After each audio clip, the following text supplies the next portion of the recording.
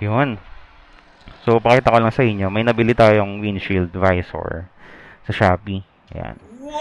So, this is worth 800 pesos. 800 plus. Pero, since may mga pa-promo si Shopee, mga vouchers, nabili natin siya ng 700 plus na lang. Nice. Alam yun. So, tingin ko quality naman siya. Yung build niya okay naman. Yan. Worth it na to for 700 pesos. Mura na. Pag nagtitipid kayo, tipid tips yan. Tapos, yung isang challenge dito, kung paano siya ikabit, nakakatawa kasi na ito. Kahapon, naka-out for delivery na siya sa Shopee. So, mga morning yun. Tapos hinihintay ko, sabi ko, hintayin ko na lang para pag bumiyaya ako pa uwing probinsya, matesting ko na agad sa highway. Kaso si kuya, nag-deliver siya, mga hapon na, 5 PM na. Di nung dumating, sobrang excited ako. Sabi ko, makakabit ko na. Tapos nung kinakalas ko na, putik na yan, hindi pala siya Allen, naka-Torx pala siya. So, yung star na screw yung kailangan niya dito para makalas yung bracket.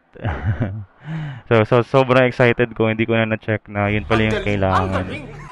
So, ang ginawa ko, pumunta muna akong SM, dumiretso na akong Ace Hardware. Tapos bumili ako ng pang screw. Pakita ko sa kanya. Sa inyo. Ito. Yun. With regards sa looks, okay naman siya for me. Bumagay naman siya sa side mirror na gamit natin. Yan. Pag nakaupo, ganito yung view mo. Wow! Yung gamit kasi natin dati, wala pang ano lang, pang aesthetic lang yan. Halos hanggang dito lang yung height niya.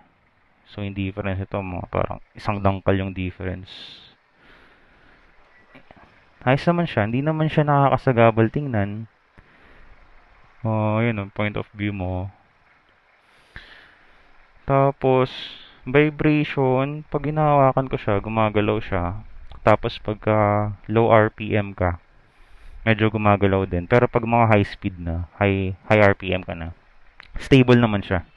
Hindi naman siya yung tipong nakakailang na gumagalaw pag low RPM. Since may mga rubber damper naman siya dito. Hindi naman siya tumutunog or anything. Okay naman.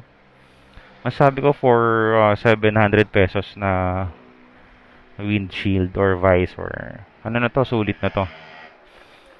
Magagamit na natin to pang samantagalan. Yan.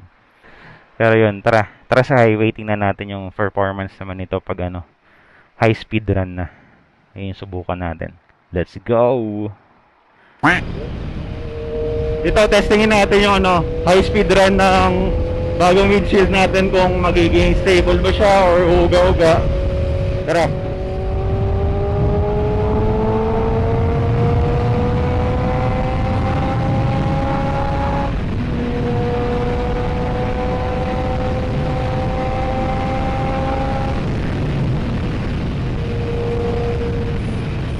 Okay.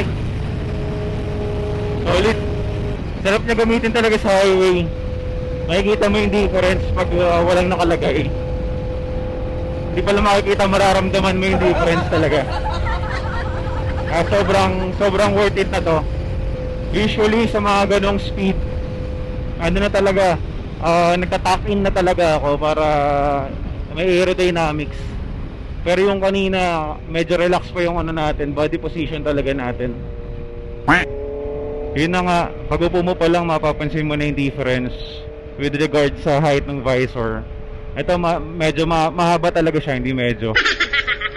Pero yung effect naman niya, worth it naman since bawasan talaga yung hampas ng hangin sa katawan mo.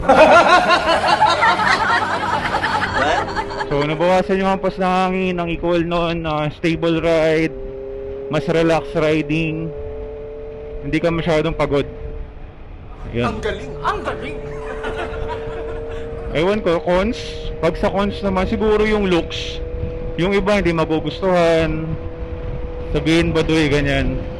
Pero sa akin parang na lang it will grow on yun No. Masasanay ka na lang pag araw-araw mo tiningnan. Pero yun, okay.